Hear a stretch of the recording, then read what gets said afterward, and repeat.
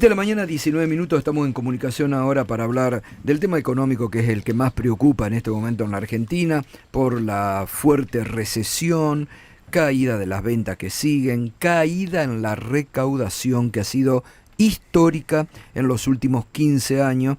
Estamos en comunicación con el economista Fernando Morra, director de análisis macroeconómico de Suramericana Visión. Fernando, buen día, ¿cómo está? ¿Qué tal? Buen día, Gustavo, ¿cómo están? Bien, todo muy bien. Bueno, ustedes lo señalaban, ¿no?, la semana pasada, esta caída histórica en la recaudación que ha tenido el gobierno de Milei, que más allá de un título, ¿qué significa y cómo pega a la economía? Bueno, lo que estamos viendo es un nivel, digamos, es comparar el nivel contra el nivel de los últimos años, digamos, y cuando uno mira eso, lo que está pasando es que la recaudación cayó a un ritmo que es muy pocas veces visto en los últimos 20 años. Ni siquiera ni la crisis del 2008 y del 2009, ni otras recesiones anteriores, prácticamente es comparable con la pandemia, digamos, como para poner un orden de magnitud de la caída de la recaudación. ¿A qué se debe eso? A dos cosas diferentes. Primero, el hecho de que obviamente el cambio normativo, digamos, en ganancias, el hecho de haber eliminado la cuarta categoría de ganancias, hace que el impuesto se caiga casi un 30-40%. Del otro lado, están cayendo también todos los impuestos vinculados con la actividad económica. El IVA que se recauda por DGI, digamos, que son las transacciones de ventas internas, que está cayendo casi un 15%, nos sirve también para entender qué está pasando con la economía, y también los impuestos, por ejemplo, de la seguridad social, que básicamente lo que nos está diciendo es, se está cayendo el ingreso de la masa salarial, es decir, de todo lo que cobran los trabajadores, eso en el orden del 20%. Son caídas muy importantes, y creo que el principal punto en este caso es que la dinámica que muestra esto hace que, si supongamos que uno tiene el mismo objetivo de déficit fiscal, bueno, si se te caen los ingresos, para cumplir con el mismo objetivo, vos tenés que recortar más gastos. Y eso hace que la política fiscal se vuelva, nosotros los economistas nos gusta decir la palabra procíclica, es decir, si la actividad está cayendo, la política fiscal, en lugar de tratar de evitar que caiga, va a hacer que caiga todavía más. Y te agrego una última cosa más. Esto le está pegando mucho más a las provincias y a los municipios que a la nación. ¿Por qué? Porque la nación tiene el impuesto país. Y el impuesto país, recordemos que este gobierno en diciembre lo modificó para que prácticamente todas las importaciones paguen impuesto país. Claro. Pasó de ser el 2% de la recaudación a ser casi el 10%. Las provincias no tienen ese recurso. Entonces, mientras en la nación la caída es del 12-13% de la recaudación total, en las provincias está más cerca del 20%, y en municipios también, porque obviamente los municipios reciben recursos también de la coparticipación nacional. Claro. Fernando, buen día. Juan Estrasnoy te consulta. A propósito del segundo de los puntos que mencionabas, hay una visión que busca instalar el gobierno, a la que suscriben algunos economistas, que es que, una vez superado estos primeros meses de profunda recesión, va a venir un rebote rápido en B corta de la economía. Hay otro sector de analistas que dicen, no, esto la verdad que no se ve en ningún dato de la realidad por el momento. ¿Vos qué pensás? ¿Hay posibilidades de un rebote rápido de la economía después de esta recesión tan profunda, o la actividad va a tender a seguir languideciendo? Este año va a ser muy difícil que la actividad se recupere. Vas a tener un solo factor a favor, que es la cosecha agrícola, que te va a dar como una especie de oasis a mitad de año, digamos, la sensación de que no se está cayendo tanto, pero que es un espejismo, porque en realidad es simplemente que la cosecha del año pasado estuvo afectada por la sequía y que este año se va a recuperar. Ahora, todo el resto de la actividad económica, lo que la gente vive en la calle, va a ser muy difícil, porque Argentina es una economía en general que tiene poco comercio internacional. ¿Por qué digo esto? Porque una economía bastante cerrada depende mucho de la demanda.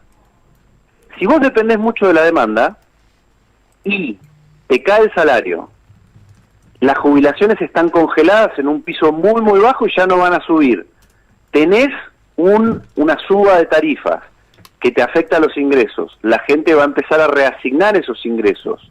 Bueno, la demanda va a ser muy difícil que crezca. Entonces todos esos sectores vinculados con la demanda tienen un problema muy importante hacia adelante y va a ser muy difícil que se recuperen. Te agrego una cosa más. Lo que dijo el ministro respecto de las paritarias también es un problema para la recuperación.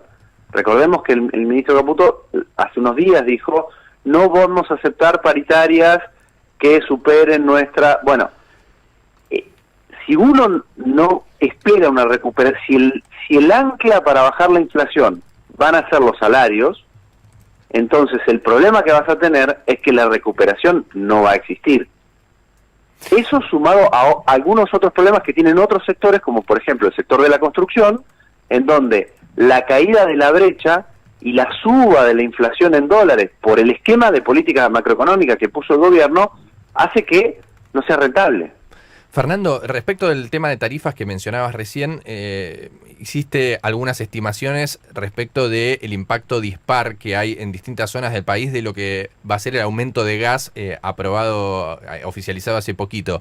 En algunas zonas va a ser muy pero muy fuerte, ¿verdad? La suba de gas muy superior a la media o a lo que anunció el gobierno. Yo lo que no se entiende del todo, digamos, de lo que hizo el gobierno, o sí se entiende, pero cuando uno lo entiende es complicado, es la enorme confusión tarifaria que generó. O sea, más allá del aumento, que ahora lo charlamos, lo que hay es una dificultad, digamos, imagínate que vos como consumidor quisieras estimar cuánto va a ser el impacto. Bueno, tengo que buscar qué tipo de consumidor sos, qué categoría y además en dónde vivís. ¿Por qué? Porque se movieron todos los cargos fijos y generaron diferencias muy grandes entre regiones y además entre tipos de usuarios. Entonces tenés una enorme variedad de casos. Más o menos por dónde anda la cosa, en gas estamos hablando de aumentos del cargo fijo nada más de entre 300 y 800% dependiendo de dónde vivís. Es decir, tenés que multiplicar tu tarifa en los cargos fijos por 4 o por 8, y eso tenés que agregarle que cuando el gobierno movió el costo del gas, también lo hizo diferente. ¿Por qué? Porque sacó todos los subsidios que había en la Patagonia, y en la Patagonia el costo que abrir, digamos, la hornalla, te cuesta muy diferente, o el aumento que tenés por eso es muy diferente si vivís en el sur que si vivís en el área metropolitana de Buenos Aires, por ejemplo. Le va a costar mucho a los consumidores saber cuánto va a ser la tarifa final. Ahora, lo que sí te puedo decir es que, para que nos demos un orden de magnitud, si antes pagabas 3.000 pesos o 4.000 pesos de cargo fijo, es decir, solamente por estar conectado a la red por bimestre, ahora vas a estar pagando por mes algo así como 50.000 a 100.000 pesos, solo por estar conectado, antes de consumir. Sí, sí. Después te van a cobrar lo que consumas. O sea, imagínate el orden de magnitud de ese impacto tarifario. Tremendo tarifazo. Ahora, Fernando, las contradicciones, además de este gobierno que no le encuentra la vuelta, porque habla, por un lado, de que están con déficit fiscal cero, fantástico, celebran la bolsa, la baja del riesgo país, pero tenemos esta recesión, tenemos un ministro que le quiere poner tope o anular las paritarias, y ellos mismos que desregularon toda la economía ahora dicen a las prepagas se les fue la mano. Bueno, eso es... uno podría preguntarle al ministro, pero ¿la inflación no era un fenómeno monetario? Yo creo que más allá de eso, además, el gobierno ha conseguido ser muy efectivo en construir una ficción que es... El gran éxito del gobierno es la baja del dólar, claramente. Claro. Y ha conseguido construir esta ficción de que la baja del dólar se debe a que ahora los dólares son abundantes porque los pesos son escasos. Porque con licuadora, digamos.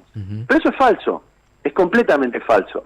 La acumulación de reservas de estos meses, para hacer la cuenta muy rápido, que es una de las causas por las cuales baja el dólar, porque el mercado ve que el gobierno acumula reservas. si el gobierno hubiera pagado las importaciones, la totalidad de las importaciones que se hicieron, la acumulación de reservas sería 0. O sea, básicamente no es que se acumularon reservas porque faltan pesos. Se acumularon reservas porque se puso un enorme cepo cambiario, sí, con más deuda comercial, peor del que estaba. Y además te agrego una cosa más.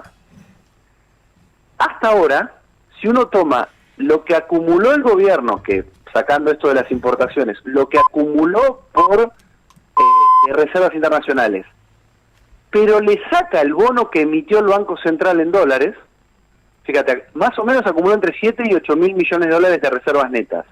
Ahora, emitió un bono en dólar del Banco Central por 7 a 8 mil millones de dólares. Es decir, que el balance del Banco Central tampoco está mejor. Entonces, tenemos que tomar con precaución esas cosas porque la baja del dólar tiene esta credibilidad, digamos, el gobierno cree que está haciendo porque faltan pesos. Y en realidad es por el cepo cambiario y por la emisión de una enorme cantidad de deuda financiera en dólares que emitió el Banco Central. Claro, totalmente. Bueno, Fernando, otro tema el Banco Central, pero va a tener que ser para otro momento, Hay que seguir muy de cerca todo. Se han conocido en las últimas horas algunos informes ahí sobre el verdadero balance, bueno, muy controvertido. Fernando, gusto, como siempre, gracias, No, gracias a ustedes y que tengan un buen día. Gracias. Fernando Morra, economista, porque hay que analizar profundamente, bien lo que decía Morra. El gobierno te plantea un panorama ficticio, un relato mentiroso. La verdad, la economía cruje, cae y está en su peor momento, Atenti. Ya volvemos.